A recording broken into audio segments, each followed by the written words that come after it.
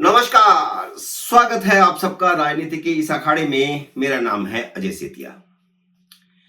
मित्रों, supreme court ने तो अरविंद केजरीवाल को अंतरिम जमानत देने का मन बना लिया है। 7 मई को सुप्रीम कोर्ट उन्हें अंतरिम जमानत दे सकती है, अंतरिम जमानत के आदेश जारी कर सकती है। लेकिन सवाल यह है कि क्या अरविंद केजरीवाल ने जमानत पर रिहा होने का मन बना लिया है? कहीं वह जमानत पर रिहा होने से इनकार तो नहीं कर देंगे? क्योंकि पहले तो अभिषेक मनु सिंघवी ने साफ साफ कहा था कि हमें जमानत नहीं चाहिए, गिरफ्तारी ही अवैध है, इसलिए कोर्ट उन्हें रिहा करने का आदेश दे।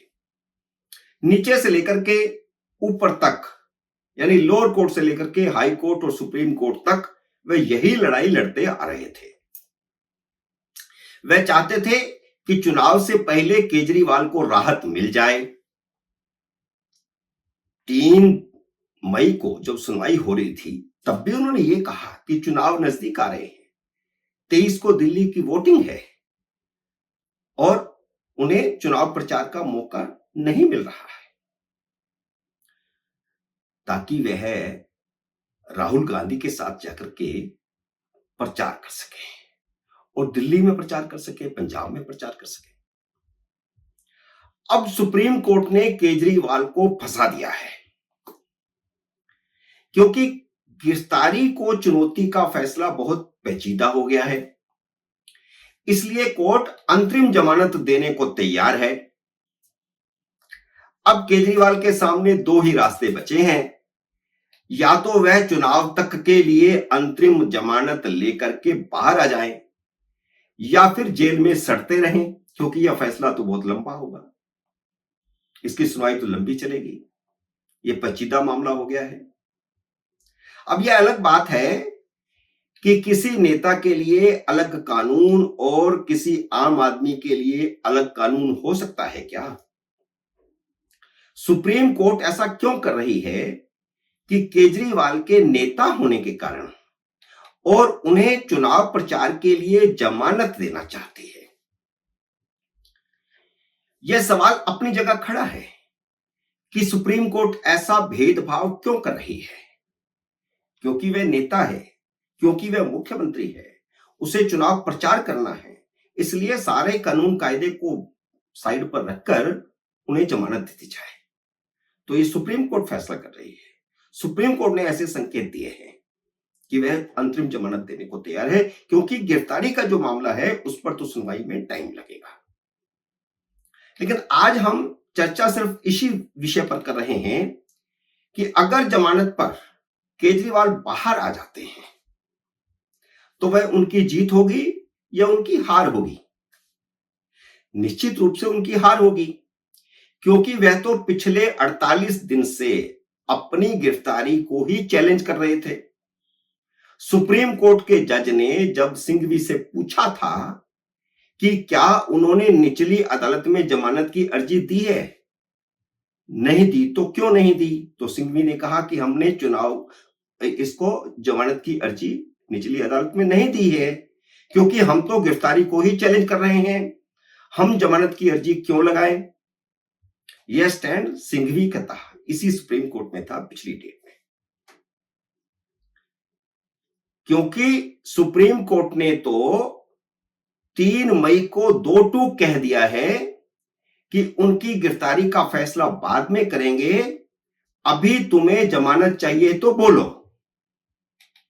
तो अब उनके पास 2 ही रास्ते बचे हैं, या तो अपनी जिद पर अड़े रहें कि वह जमानत पर बाहर नहीं जाएंगे, और या फिर जमानत लेके बाहर आ जाए।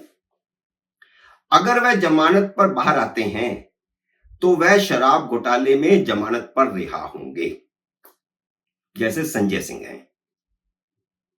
वह जो रट लगाए हुए हैं कि शराब घोटाला हुआ ही नहीं, वह एक बार तो गलत साबित हो ही जाएगा, क्योंकि शराब घोटाले में जमानत पर रिहा होंगे।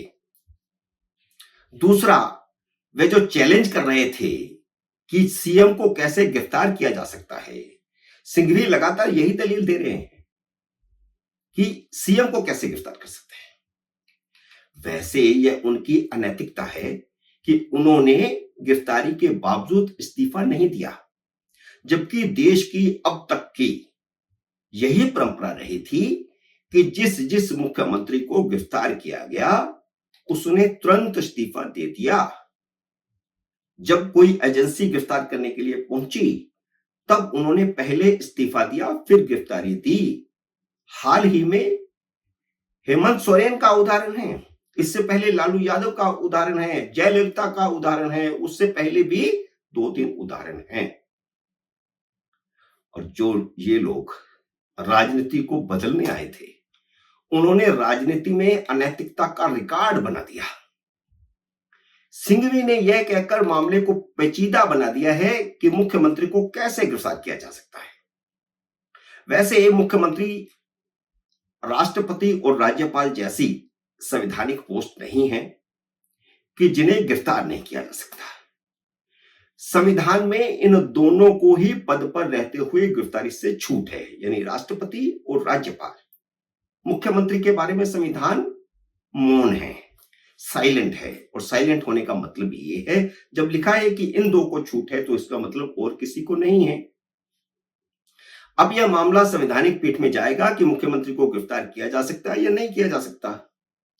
और संवैधानिक पीठ भले ही फैसले में कितनी भी देर लगाए, लेकिन अंततः फैसला यही आएगा कि जिस दिन मुख्यमंत्री गिरफ्तार होगा उस दिन से उनकी पोस्ट वेकेंट हो जाएगी, विधायकों को नया मुख्यमंत्री चुनना होगा। जब चुने हुए नुमाइंदे इतने अनैतिक हो जाएं, तो यही इलाज बचता है। इससे पहले सुप्रीम कोर्ट ने यह कानून बनाया था, जनप्रतिनिधित्व कानून में संशोधन करके, कि अगर किसी सांसद या विधायक को 2 साल या उससे ज्यादा सजा होती है तो उसकी लोकसभा की हो या विधानसभा की हो सीट खाली हो जाएगी। उसी कानून के तहत ही राहुल गांधी की लोकसभा सदस्यता गई थी, और जब उस पर स्टे लगा कन्विक्शन पर तो सदस्यता बहाल हो गई। इंतजार करते हैं मंगलवार 7 मई का क्या होता है सुप्रीम कोर्ट में। आज की वीडियो में इतना ही। उम्मीद है मेरा यह वीडियो आपको पसंद आया होगा। इसे लाइक और शेयर कीजिए। अगले वीडियो में फिर मिलते हैं किसी नए विषय के साथ। तब तक नमस्कार।